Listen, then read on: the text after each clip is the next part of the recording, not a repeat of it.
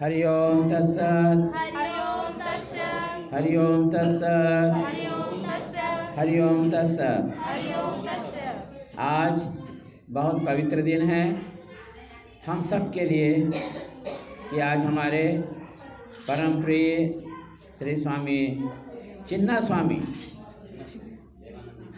हम लोग प्यार से उनको चिन्ना स्वामी कहते थे, पर नाम था उनका देवानंद जी। तो आज उनका हम लोग जो है 25वीं पुण्यतिथि मना रहे हैं। 2000 में वो शरीर त्यागे। तो उनके बारे में जो हमने सुना, हमने तो देखा, बहुत करीब से देखे, और ये हमारा भी सौभाग्य है कि कैंप 1 में हमको लाने का मौका मिल गया। हम थे उसमें जो है वो बजरंगबली का मंदिर है, वहाँ पर उनको रुकाया गया था और उसके बाद बाजा गाजा के साथ में यहाँ पर लाए थे उनको जो है। तो देखिए कि बचपन से ही व्यक्ति का छवि दिखता है, उसका गुण दिख जाते हैं परखने वालों के लिए। और चिन्ना स्वामी जी ऐसे थे, देवानंद स्वामी जी ऐसे थे कि आमतौर पर जो है बचपन में तो लोग जो है कभी अध्यात्म की ओर जाते नहीं हैं। तो वो पूर्व जन्म का उनका देखो सुकर्म कितना अच्छा था कि 11 साल की उम्र में उन्होंने संन्यास ले लिया। 11 साल, कितने साल में? 11 साल की उम्र में उन्होंने संन्यास ले लिया। 11 साल में तो लोग ठीक से पैंट पहनना नहीं आता है कि नहीं? तो ऐसा आध्यात्मिक पद पर चढ़ने के लिए वो तो पूर्वजन्म का संस्कार ही था कि 11 साल में उन्होंने जो है संन्यास ले लिया। वहाँ पास में कोई ब्रह्मानंद जी जैसे जो भी थे उनसे संन्यास दीक्षा लिए। कई साल रहने के बाद में फिर क्या करते थे कि उन्होंने ऋषिकेश का नाम सुना। क्या सुना? ऋषिकेश में महात्मा लोग रहते हैं, ऐसा करके उन्होंने नाम सुना। अब वो तो अब सोचो आप लोग तेलुगु है तो ठीक से हिंदी बोलना नहीं आता, जबकि आप लोग कई साल यहाँ रहते हो गया। वो तो वहीं रहते थे और अभी 11 साल का उम्र, ठीक है। तो उनको 2 चीज़ मालूम था, एक तो काशी और बंडी। क्या बोलते हैं गाड़ी को? क्या बोलते हैं? बंडी। 2 चीज़ मालूम था उनको, काशी और बंडी। तो पहले तो रेलगाड़ी देखे नहीं थे, पहले बार रेलगाड़ी देखे तो उन्होंने 2 चीज़ बताया, बोला काशी बंडी। तो जो गाड़ी बैठे तो काशी पहुंच गए, जैसा तैसा काशी पहुंच गए। काशी पहुंचने के बाद में बोले कि ऋषिकेश? बोला नहीं ये तो काशी है। तो बोले अब काशी जाना है, ऋषिकेश जाना है। तो कोई भी उसको गाड़ी में बैठा दिया ऋषिकेश जाने के लिए। ऋषिकेश गाड़ी में पहुंच गए वो जो है। तो वहाँ पर एक अच्छा बात यह था कि स्वामी शिवानंद जी महाराज थे वहाँ पर। तो शिवानंद जी महाराज जो है वो सुबह टहल रहे थे गंगा के किनारे में। तो उन्होंने जा कर के, देवानंद महाराज ने उनको जा कर के प्रणाम किए। तो स्वामी जी बोले कि ठीक है तुम यहीं रुक जाओ। शिवानंद जी महाराज बोले तुम यहाँ पर रुक जाओ। तो अपना, अब स्वामी जी तो 11 साल में संन्यास ले लिए तो क्या पढ़े लिखे रहेंगे, थोड़ा बहुत जो पढ़े होंगे, ज़्यादा तो कुछ नहीं था। तो स्वामी जी अपने, शिवानंद महाराज अपने सेवा में उनको रख लिया। तो एक बार की घटना बताते हैं, देवानंद जी खुद बताते थे कि बोले कि स्वामी जी वो बहुत सारे पुस्तक रखते थे स्वामी जी अपने पास में। तो देवानंद जी को बोले कि वो चिन्ना स्वामी वो पुस्तक ले, नाम बताए पुस्तक लेके आना। वो तो पढ़े नहीं थे, अब अंग्रेजी तो और नहीं पढ़े थे। तो वो बोले कि अब इधर वो ढूंढ रहे थे। तो स्वामी जी बोले देखो अब एक काम करना, मैं तुमको अंग्रेजी पढ़ाऊँगा, मैं थोड़ा थोड़ा पढ़ाऊँगा। तो ऐसा स्वामी जी अपने सेवक के रूप में रखे उसको और पढ़ाना शुरू किए। तो जब जो स्वामी जी यहाँ हम लोग के पास में आते थे तो बहुत अच्छा अंग्रेजी बोलते थे, काम चलने वाला अंग्रेजी तो बोलते थे, है ना। तो ऐसा स्वामी जी का जीवनी था। और हम लोग के पास में करीब करीब वो साल में 2 बार तो यहाँ आ जाते थे। अब उनकी दूसरी खासियत देखो, है ना, वो जब आते थे तो हम लोग उनको दुर्ग रेलवे स्टेशन में रिसीव करते थे। तो एक बताओ, तुम लोग जो है जब यात्रा करते हो तो तुम्हारा कितना बैग रहता है? 1 बैग, 2 बैग, 3 बैग ज़्यादा से ज़्यादा, ठीक है। अब हम लोग बोलते थे स्वामी जी आप अकेला आदमी हो, 20 बैग साथ में लेके चलते हो, समझे क्या? 20 बैग लेके साथ में चलते थे, एक सामान उतारो, दूसरा सामान उतारो, तीसरा सामान उतारो। हम लोग बड़ा अच्छा लगता, स्वामी जी अकेला आदमी 20 बैग साथ में लेके चलते हैं, ठीक है ना। पर उनकी उदारता देखो, वो सबके प्रति सोचते थे। क्या सोचते थे? सबके प्रति सोचते थे। और उनका बुद्धि इतना तेज था, उषा, सुजाता, सबका नाम बोलते थे, सबका नाम मालूम था, यहाँ तक उसके बच्चे का नाम भी मालूम था। जब फ़ोन करते थे ना, हम लोग बोलते थे इनका स्मरण शक्ति कितना तेज है इनका जो है। तो क्या करते थे 20 बैग में, सुनो, 1 बैग में माला, 1 बैग में उषा देने के लिए गर्म कपड़ा, 1 बैग में पुस्तक कापी, 1 बैग में पत्र लिखने वाला पोस्टर, ऐसा करके 20 तो बैग उनका साथ में चलता था। और वो तो 4-5 महीने के लिए रहते थे, तो पूरा सामान लोगों को देने के लिए सामान लेके चलते थे वो। हम लोग को आश्चर्य लगता था, है ना, कि 20-20 बैग ला के चलते हैं ऐसा करके। तो ऐसा नंदिनी नगर में कई बार और है। एक समय की बात है, स्वामी जी दीपावली के दिन में बोले मैं यहाँ रहूँगा।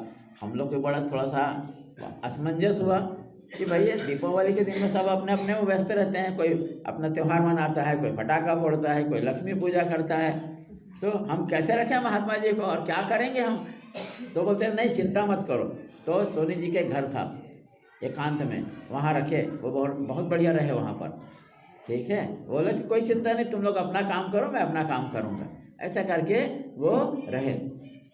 और हमको दूसरा आश्चर्य बात ये हुआ कि ऋषिकेश में रहने वाले स्वामी जी हैं, सभी सुविधा से संपन्न हैं, तो हम उसको कैंप में लाए हम। तो हमको डर था कि स्वामी जी को हम कहाँ रख लेंगे हम जो है, क्योंकि उस समय तो सब झोपड़ी पट्टी था। कब की बात है ये? 19 जो मेरा ख्याल है 87-88 की बात है करीब करीब जो है ना। तो उसने समय मकान कुछ ज़्यादा विकसित नहीं था, तो हम लोग सोचते थे स्वामी जी को रखेंगे कहाँ। तो बोले कोई चिंता मत करो, मैं कैसे भी करके एडजस्ट कर लूँगा, मैनेज कर लूँगा मैं जो हूँ।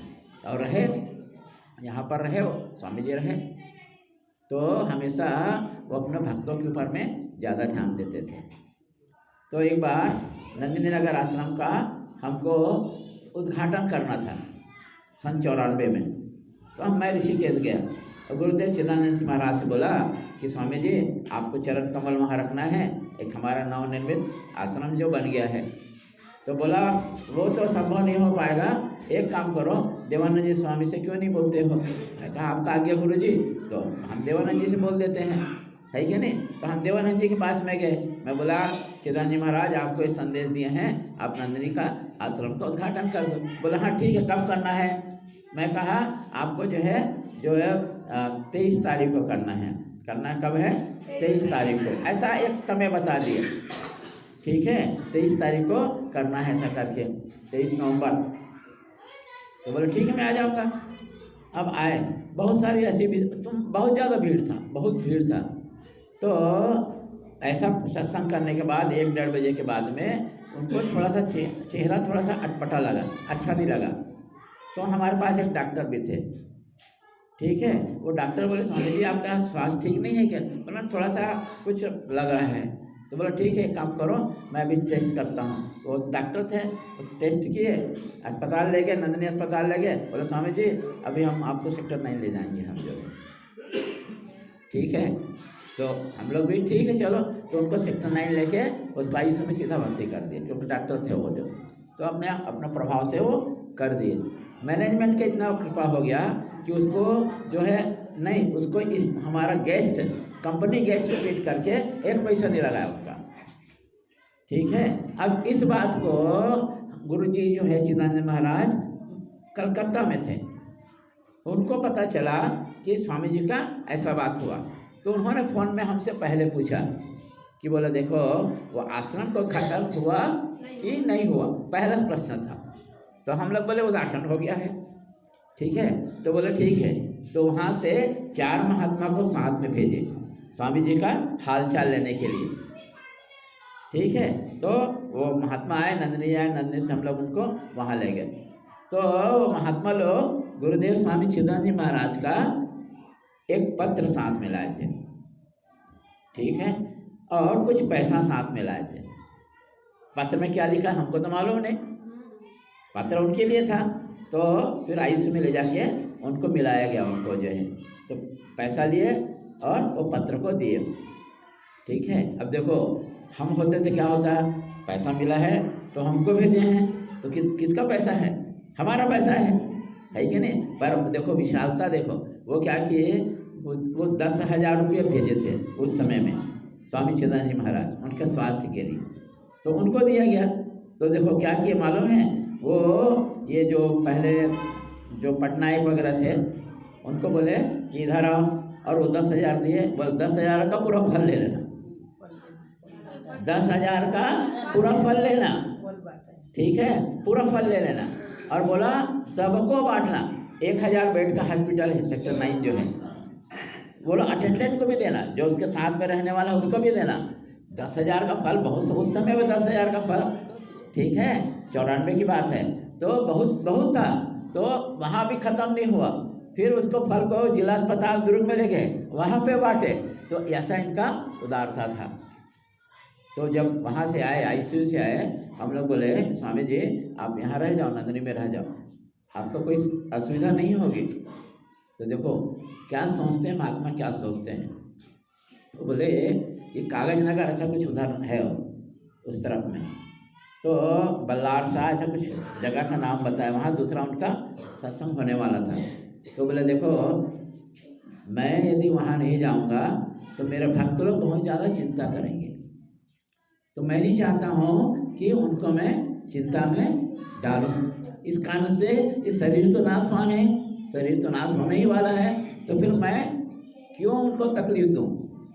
तो हम लोग बहुत रिक्वेस्ट किए, नहीं स्वामी जी आप रुक जाइए, आपका स्वास्थ्य ठीक नहीं है अभी आईसीयू में। बोला नहीं मेरे भक्त लोग को तकलीफ नहीं होना चाहिए, क्योंकि उन लोग कितने मेहनत से अरेंज किए हैं, सत्संग को अरेंज किए हैं, बहुत मेहनत लगता है सत्संग अरेंज करने के लिए, और बहुत विशाल करने से और ज़्यादा लगता है, पैसा लगता है, मैन पावर लगता है, समय लगता है। बोले नहीं मेरे भक्तों को तकलीफ नहीं होना चाहिए। वो गए, खैर भगवान के दया से कुछ नहीं हुआ वहाँ पर, ऐसा हुआ। तो एक बार क्या हुआ कि चिदानंद जी महाराज का एक सपना था कि एक विश्व सम्मेलन किया जाए, दिव्य जीवन संघ का एक विश्व सम्मेलन किया जाए। हम तो भारत का सम्मेलन प्रादेशिक करते हैं, आंध्रा सम्मेलन, छत्तीसगढ़ सम्मेलन, तो वो एक ऑल इंडिया सम्मेलन होता है, और उससे बड़ा जो है वो विश्व सम्मेलन है, सभी देश के लोगों को बुलाते हैं वहाँ पर। तो ऐसा गुरुजी की इच्छा थी कि विश्व सम्मेलन हुआ करना चाहिए। तो वहाँ पर 2000 में मुंबई में एक विश्व सम्मेलन किया गया, और स्वामी जी वहाँ, देवानंद स्वामी जी वहाँ पर थे। पर उस समय स्वामी जी का शरीर उतना स्फूर्तिदायक नहीं दिखा, हमको भी नहीं दिखा।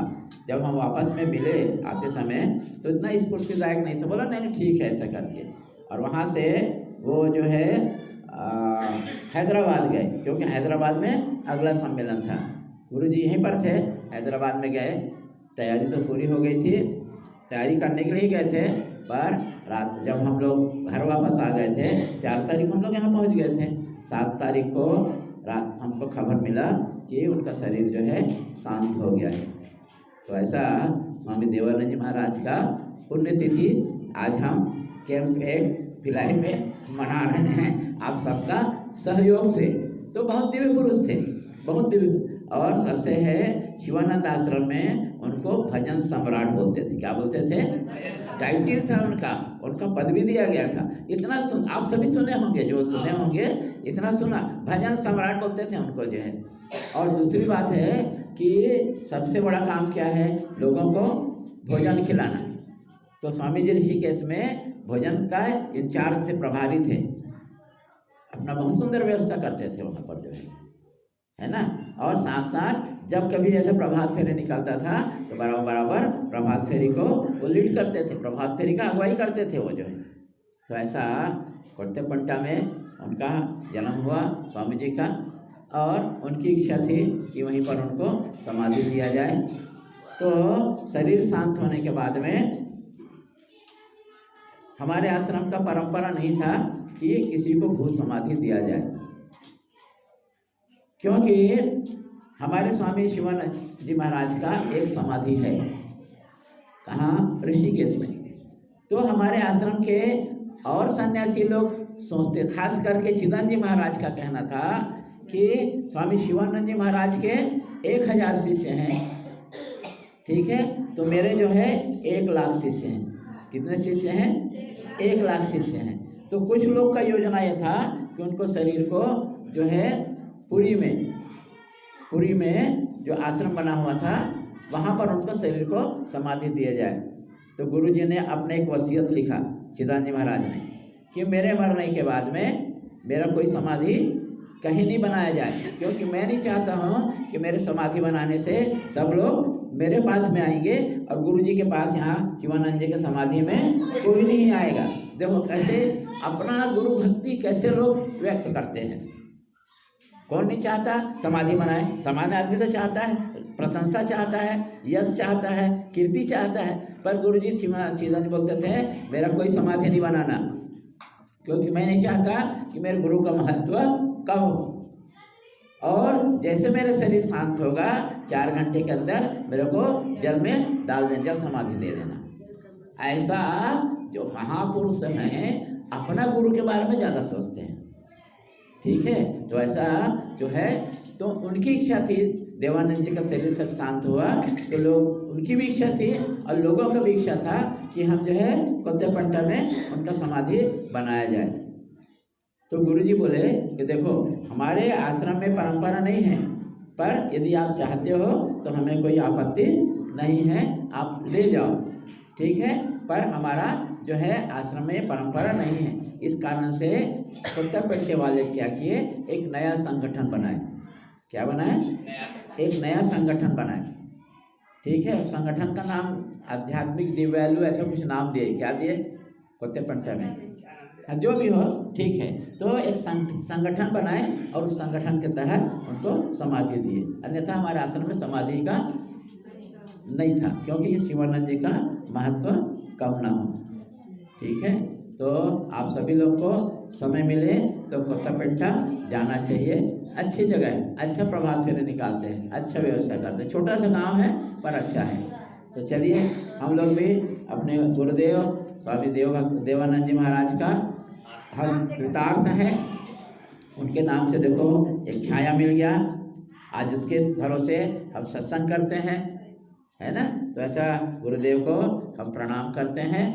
पर एक चीज़ और बात है जो आज मैं 15 दिन से ये बात बोल रहा हूँ, और आज आप लोग ने भी उसको गाया। किसमें गाया? विभूति योग में। क्या गाया विभूति योग में? मैं हिमालय में हूँ, मैं इसमें हूँ, मैं उसमें हूँ। तो मेरे मन में एक दिमाग चल रहा था, ठीक है, जब भगवान हिमालय में है ना, गंगा में है, तो बकरा में है कि नहीं है? मुर्गा में है कि नहीं है? मछली में है कि नहीं है? दिमाग में मेरा ये चल रहा था। जब आप बोले भगवान सभी जगह में है, ईश्वर सर्वभूतानाम, ये भी एक बात बोले आखिरी में आया, ईश्वर सर्वभूतानाम। तो बकरा में ईश्वर है कि नहीं है? मुर्गा में ईश्वर है कि नहीं है? अंडा में ईश्वर है कि नहीं है? तो भाई स्वामी शिवानंद जी महाराज का, गुरुदेव स्वामी शिवानंद जी महाराज का कहना है, क्या कहना है कि हमको आहार संयम करना है। क्या करना है? आहार संयम करना है। तो सात्विक आहार को लेना है। सात्विक आहार कौन सा है? जिसमें सुगंध आता है। सात्विक आहार कौन सा है? जिसमें, एक शब्द में। और तामसिक आहार कौन सा है? जिसमें दुर्गंध आता है। तो हमको सुगंध वाला आहार को लेना है, दुर्गंध वाला आहार को नहीं लेना है। और दूसरी चीज़ है हिंसा नहीं करना है। दूसरा है धर्म का मुख्य चीज़ है हिंसा नहीं करना है। तो हमारे कारण जो बकरा को काटते हैं वो हिंसा होता है कि नहीं होता है? तो हिंसा होता है तो उसका कर्मफल आप लोग भुगतोगे कि नहीं भुगतोगे? है ना। तो हिंसा भी होता है। इस कारण से हमें किसी का हिंसा नहीं करना, नहीं तो हमको भी हिंसा भोगना पड़ेगा। एक बात। दूसरा बात कि बड़े बड़े हिंसा से बचना। बकरा खाने से बचना, मुर्गा खाने से बचना, मछली खाने से बचना, अंडा खाने से बचना। अभी छोटा नहीं हुआ है, छोटा तो और बात है। छोटा क्या है? छोटा जो आहार संयम और क्या है कि लहसुन नहीं खाना, प्याज नहीं खाना, क्योंकि आपका तमोगुण को बढ़ाने वाला है। इस कारण से हमको अभी उसको थोड़ा देर रोकना है, बाकी बड़ा बड़ा को रोकना है। और दूसरी बात, और दूसरी जरूरत, जिसमें कुछ करने का जरूरत नहीं है, सुनो, जिसमें कुछ करने का जरूरत नहीं है, एक माला लेना मेरे से और गले में पहन, कुछ करना नहीं है। पर इससे क्या फ़ायदा होगा? इससे फ़ायदा होगा कि आप बकरा नहीं खा सकते, आप मुर्गा नहीं खा सकते, आप जो है जो गलत जगह में नहीं जा सकते। यदि भाई साहब ये माला पहन के वहाँ दारू की दुकान में जाएगा, बोलेंगे देखो भक्त बनता है और दारू की दुकान में आया, तो माला रोकेगा आपको। इस कारण से स्वामी शिवानंद जी का एक और सूत्र है, क्या करना है? गले में माला पहनना। और तीसरा बात है, सुबह 4 बजे सो के उठना, ब्रह्म मुहूर्त में जब ध्यान करना, ठीक। और चौथी बात है, बस 5 बात बोलूँगा। चौथी बात है ये है कि क्या करना है? स्वाध्याय करना है। क्या करना है? स्वाध्याय, क्योंकि ज्ञान वहीं से मिलेगा। जो रामायण है, भागवत है, गीता है, जहाँ से भी हो स्वाध्याय करना। और सबसे बड़ी बात है जो करना चाहिए, हमको टारगेट मिला है 200 माला का मंत्र जप करना। 200 माला का एक दिन में, तो ये 5 बार यदि आप पालन करते हो 20 में से, कितने में से? 20 में से, तो आपका जीवन ये देवानंद जी के जैसा हो जाएगा। ठीक है, देवानंद जी के जैसा। ये गुरु है, तो गुरु के दिन में हम जो है अब बात करते हैं, गुरु जैसे गुरु हो वैसे चेला भी होना चाहिए। ठीक है, तो हमें देवानंद जी के जैसा यशस्वी होना चाहिए, वैसा हमको त्यागी होना चाहिए।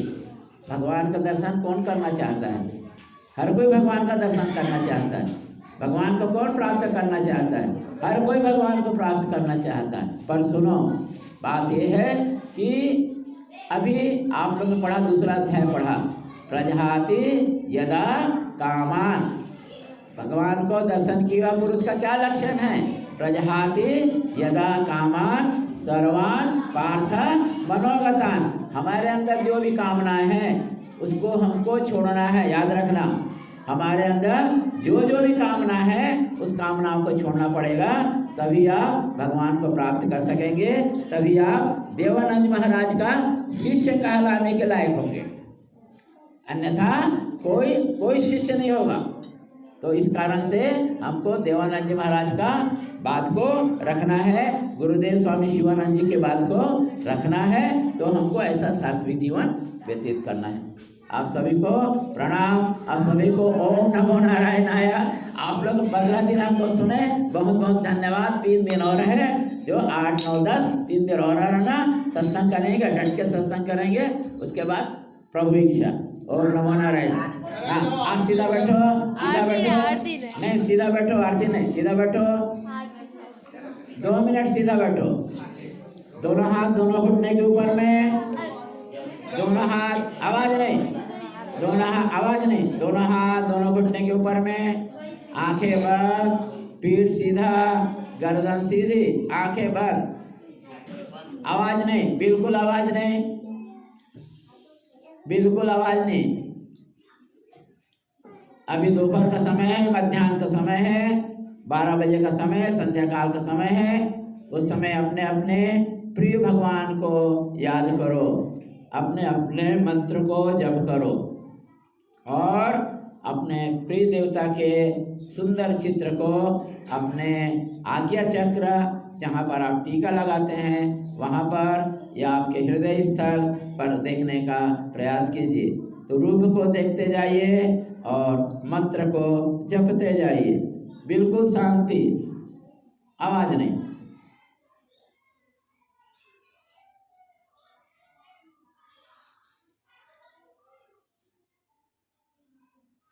थोड़ा देर के लिए शरीर को स्थिर रख लीजिए। भगवान का नाम स्मरण, जो आपका प्रिय देवता है उसका नाम स्मरण कीजिए और भगवान के सुंदर स्वरूप का आप जो है मन ही मन देखने का प्रयास कीजिए।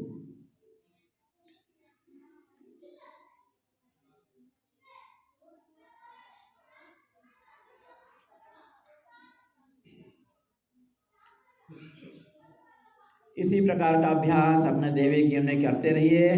सांस अंदर लीजिए, सांस छोड़ते समय ओम का उच्चारण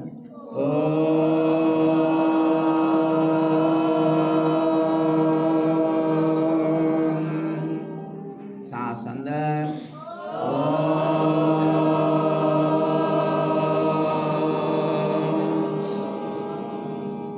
सांस अंदर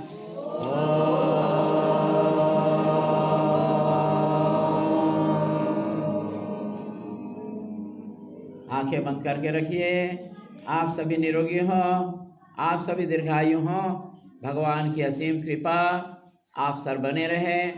इन कामनाओं के साथ में विश्व में शांति हो, विश्व का कल्याण हो। इन समस्त प्रकार के कामनाओं के साथ में हम एक साथ 5 बार पंचाक्षरी मंत्र और 11 बार महामृत्युंजय मंत्र करेंगे। ओम नमः शिवाय, ओम नमः शिवाय, ओम नमः शिवाय, ओम नमः शिवाय, ओम नमः शिवाय। ओम त्र्यंबकं यजामहे सुगंधिं पुष्टिवर्धनम् उर्वारुकमिव बन्धनात् मृत्योर्मुक्षीयमामृतात्। ओम त्र्यंबकं यजामहे सुगंधिं पुष्टिवर्धनम् उर्वारुकमिव बन्धनात् मृत्योर्मुक्षीयमामृतात्।